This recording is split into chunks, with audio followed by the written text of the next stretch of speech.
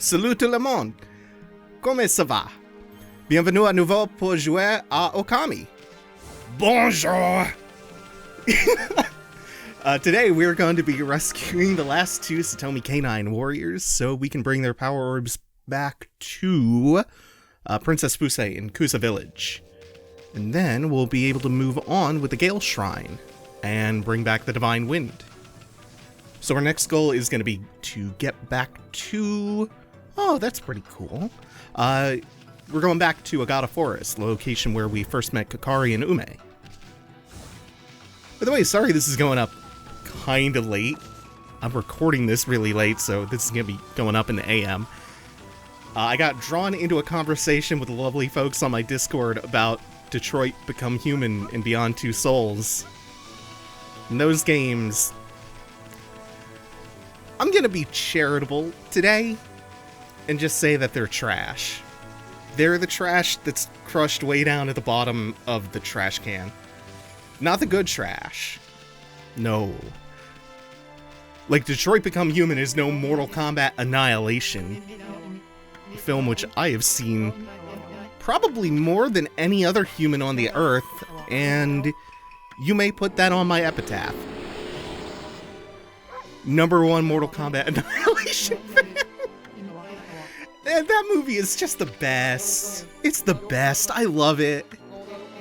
In recent viewings, one detail that's really been tickling me is that Shao Kahn is apparently up on his Bible studies, despite being from a desolate nightmare dimension, separate from Earth.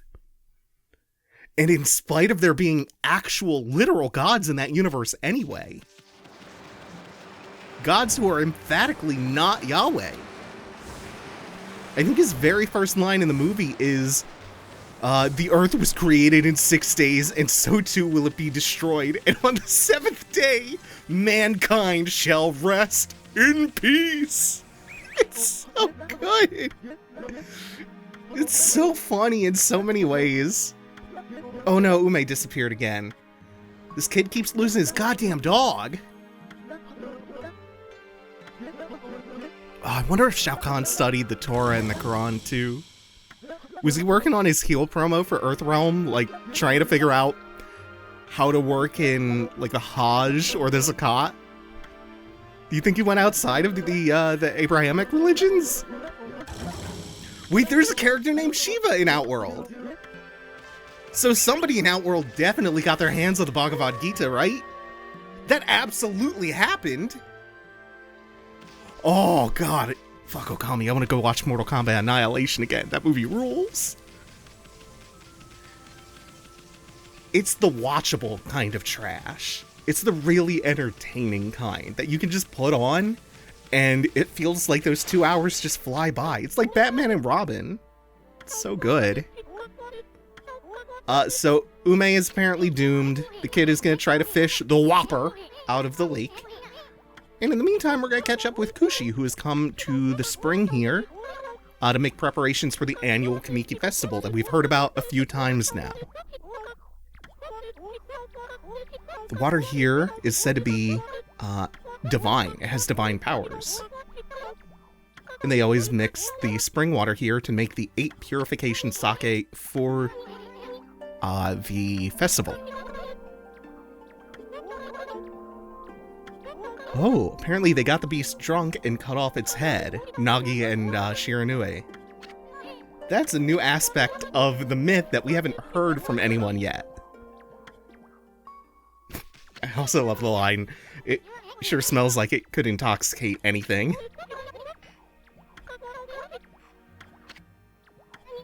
Oh, but the barrel is way too big. It's like twice the size of Kushi. So how is she gonna fill it up? Good thing we got an ability for that last time. Susanoo usually covers that for her. But he's busy procrastinating. Which, that's a mood. I can't blame him for that.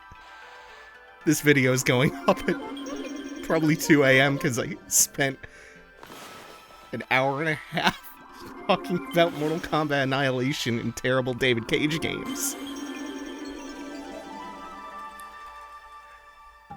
So we helped her out. She still has a little bit of a problem, though. How did she get this here in the first place, actually? Well, now it's gonna be that much harder to get back, because it's full.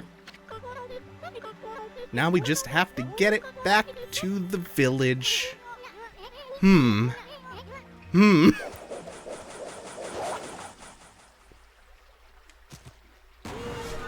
and we have more problems.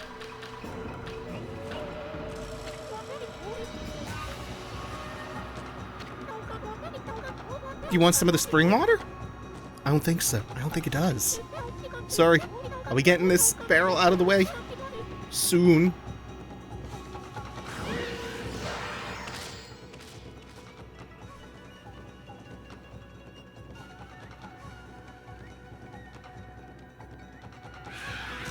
And who could have warded off the demon? Hey, it's Susanoo. Wait, no, it clearly wasn't. There I were, resting, when upon a sudden, I hear an ungodly row at the lake. So Susanoo's gonna do his thing, and by that I mean we're gonna do our thing and let him take credit. As the odds stack increasingly against him. Oh, what a lovable coward. He's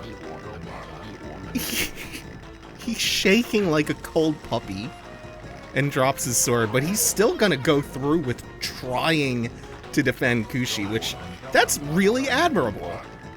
Avoidance is a maladaptive coping strategy.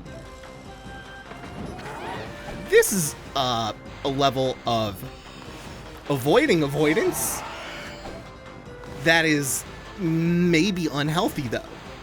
It's fine, though. He's got this.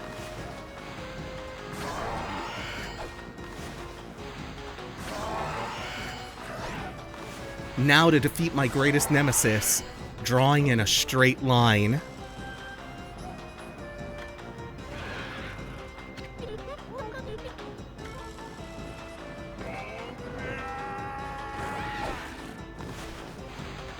Just throws it.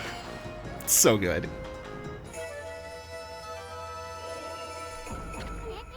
Hey, you did it, Pops. That was amazing. You look kind of scared at first, but you pulled it off. For the lady.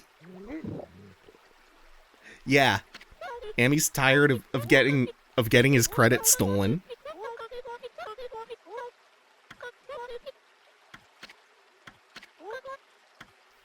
Did I say his?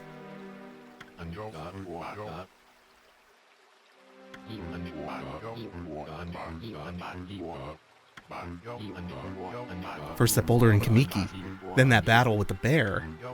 The battle. And now this, my sword is possessed. Listen to me, O spirit who defiles my sword. It shall not be controlled like some puppet. By the gods, I shall expose your nefarious scheme. Foolishness. Foolishness, Dante.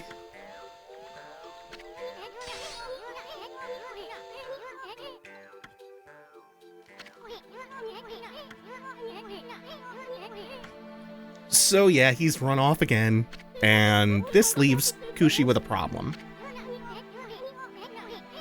Namely, how she gets this back to the village. Well, at least he could have stuck around to help carry the barrel. Yeah. Good point, Isun. It's okay, I think he's busy with other things. Yeah, like his existential crisis with his sword. Well, apparently Kushi's got this, so we're gonna attend to whatever that cry was. It sounded like that Kakari kid. You know that he's in trouble and what he's in trouble with.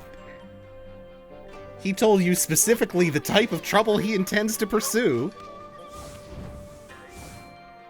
Our last conversation with him was, I am going to cause trouble on purpose. And that trouble is in the pursuit of a noble goal. Doesn't mean we don't have time to do some shopping, though. Yeah, you have some more gold dust, like that. Let's just pick up a couple mermaid coins, just in case. Oh, the Infinity Stone is not what I thought it was. There's a weapon that I have to remember to grab from the merchant in Kusa Village when we go back there.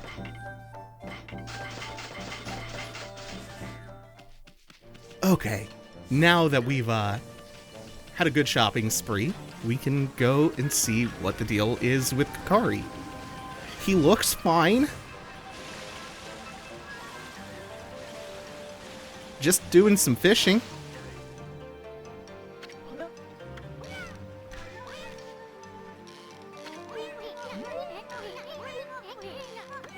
Yeah, he's got something big. I was sure the monsters got him. Oh no!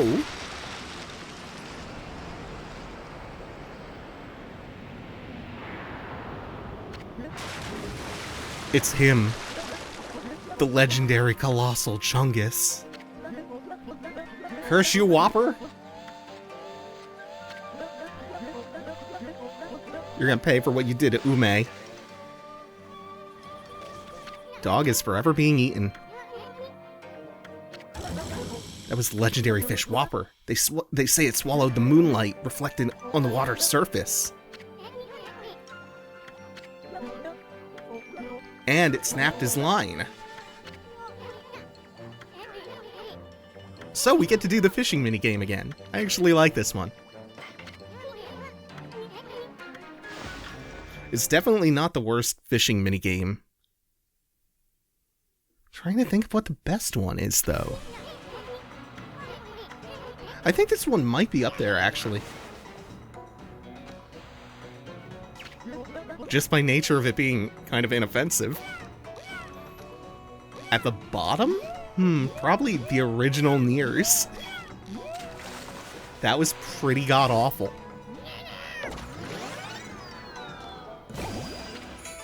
We got a Gobi.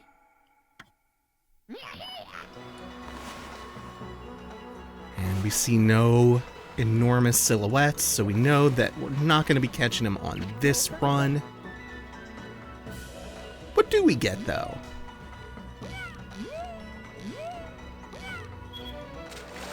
That's not the silhouette of what we hooked.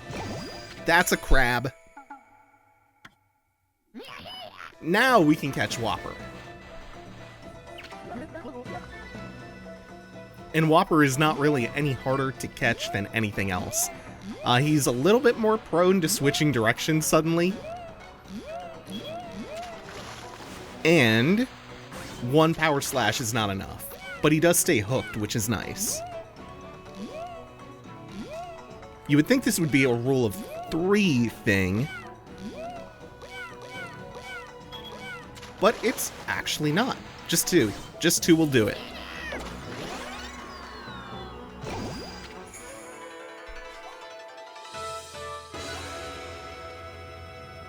We caught Whopper!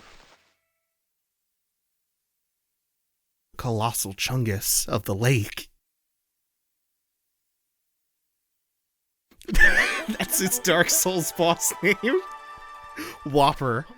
Colossal Lake Chungus. Deep Abyss Chungus.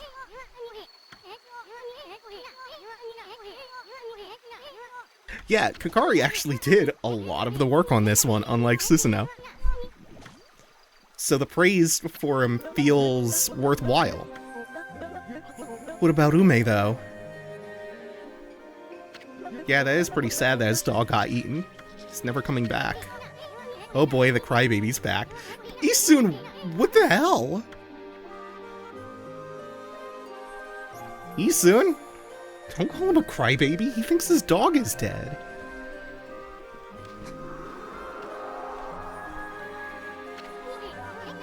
That's so unbelievably callous. The surface of Deep Abyss is bright and shiny as a mirror. But where's the moon? We only see the reflection.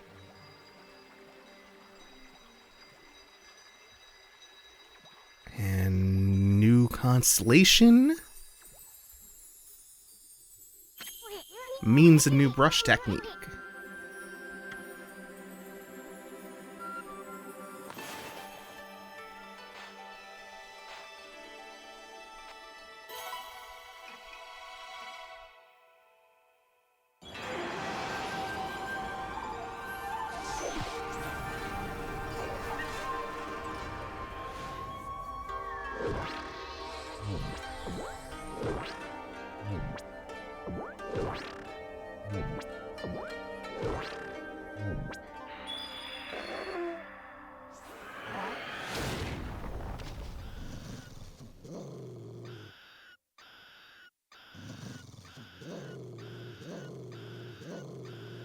And hard cut to friendship.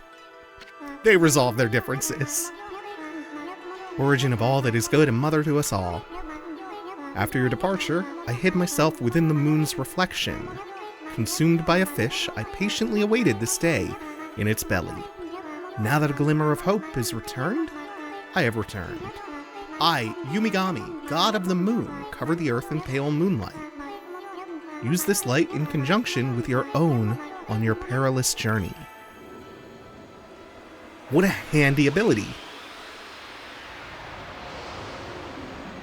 So Amaterasu is obviously the god of the sun, so we could already draw a sun in the sky to turn night to day, and now we get to do the opposite, so no more waiting around when we need it to be nighttime. We just draw a crescent in the sky.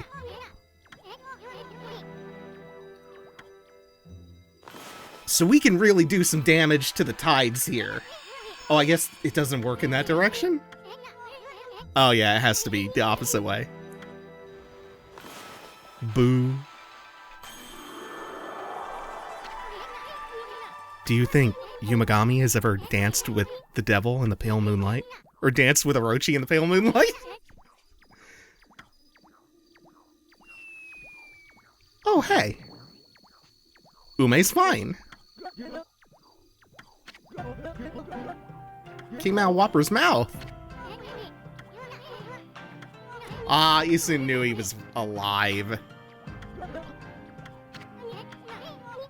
Never seen an uglier looking dog in my life.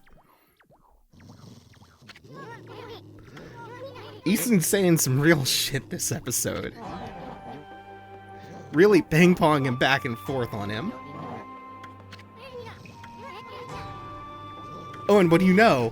One of the dogs that we ran into is one of the Satomi K9 Warriors. This brings up the question, where else have we run into a dog in the game that looks like this? Because that's going to be who we go after next, after we pick a fight with Jin. And also, this is what happens when you choose not to. It just gives you the opportunity to go back and prepare in case you're somehow low health or you just want to save the game before fighting it. And like all of the other ones, Tei and I think Gi, Ume, or Jin here, is pretty much the same fight.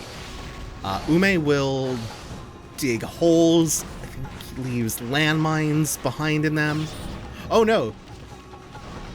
That's the landmine. Gotta be a little more observant.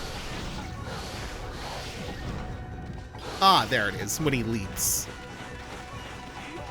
And then also, if you fall in the holes, you get stunned for a couple of seconds. It gives him a nice long opening to do some damage to you. Otherwise, pretty much the same fight. Just gotta hit him from the back a few times, stun him, do some real damage. Ah, that's not gonna give me the chance to. Oh, maybe. And charge. Oh, no, that's the combo.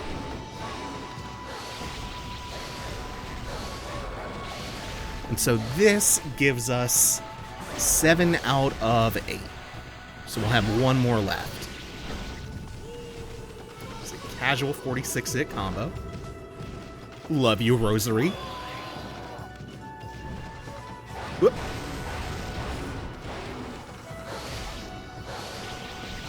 And can we stun him one more time real quick, or is he getting another round of attacks in?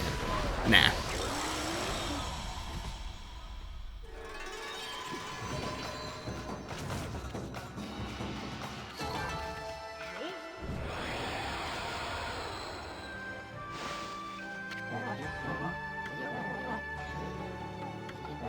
This child and his father saved me from certain death. I owe my life to them. What am I to do?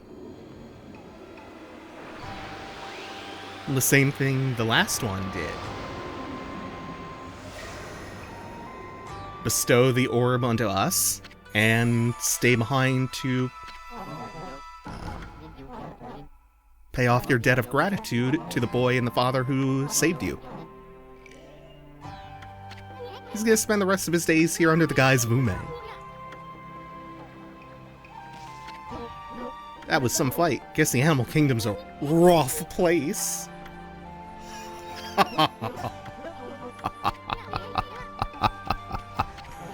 Oh my.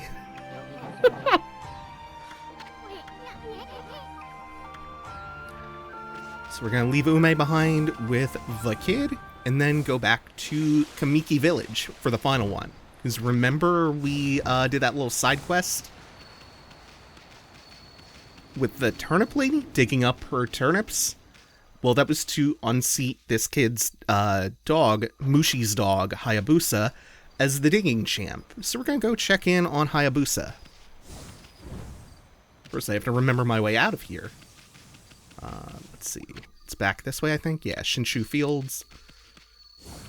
There's another exit to Shinshu that I just can't remember where it is. It leads to the spring, so it's the lower path.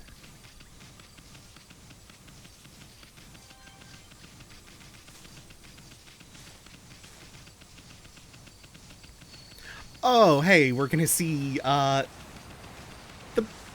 bear again, hell yeah. This time balanced atop an enormous pine cone.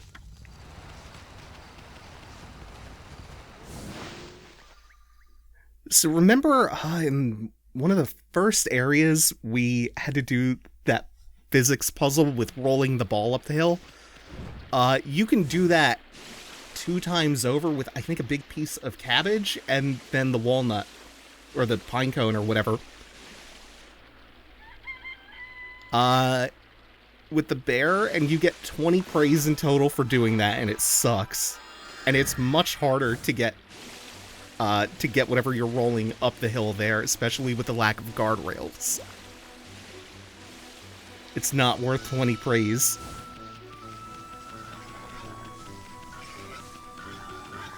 So now that's Hana Valley off in the distance. Hey, it's Ida. We'll catch up with Ida some other time. The glowing bit in the lake is for a new spring power. Get you up to a pretty minor treasure. So we're just going to hightail it back to Kamiki Village. The first 2 of the Satomi K9 Warriors we have to rescue, they required fairly in-depth side quests or diversions. This one is much more straightforward and quick. And the canine tracker comes out right away as soon as you re-enter the village.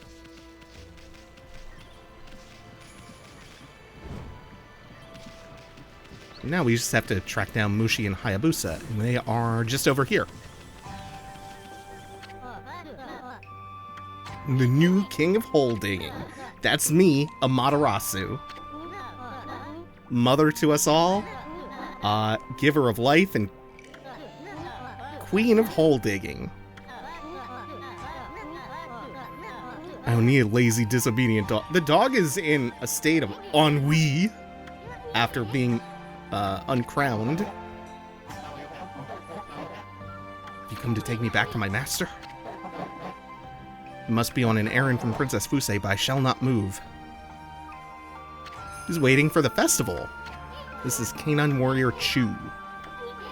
You're ignoring the princess's summons to wait for the festival? Come back tonight. We need to have a man-to-man talk.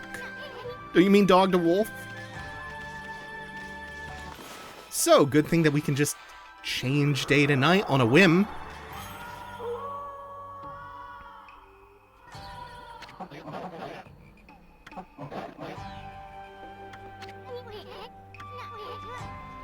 So I got a comment a few episodes back about the naming convention for the Satomi K9 Warriors. There is Rei, Shin, Ko, Chi, Tae, Gi, Jin, and now finally the 8th and last one, Chu. And respectively, those mean honor, faith, wisdom, knowledge, brotherhood, duty, justice, and loyalty. Oh, managed to dodge myself into a hole. Luckily, he was too busy digging a new one, and that's one of the gimmicks of Chu, is that because he was the digging champ for so long, he digs way more holes than Jin does. Those are the 8 virtues of Confucianism. I think it was the Fado who pointed that out. So we should defeat him with this power slash or a few follow-up hits. And that is all 8 Canine Warriors. The last 2 gave us their orbs but remained behind, and Hayabusa, or Chu, seems pretty steadfast in his conviction to not leave this place, because he is not the real Hayabusa. Right before Hayabusa died, he begged Chu to protect Mushi, an arrow on the night of the full moon. There's some kind of prophecy there. So he took the real Hayabusa's place in order to protect Mushi, as the actual Hayabusa's dying wish. To fulfill that wish.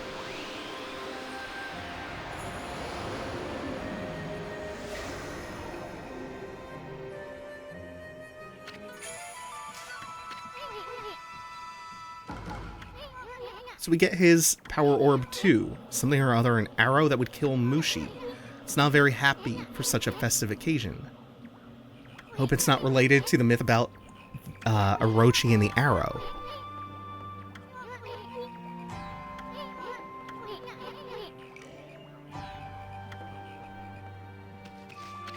On the night of the festival, before Orochi was vanquished, remember, an arrow would be fired into the house of the sacrificial victim for that year. And it appears that Mushi might be on the chopping block. Especially now that Yamato no Orochi has reawakened. So, we are going to move on with the Gale Shrine back in Kusa Village next time. Thank you all for watching. Take it easy. Have a good one, y'all.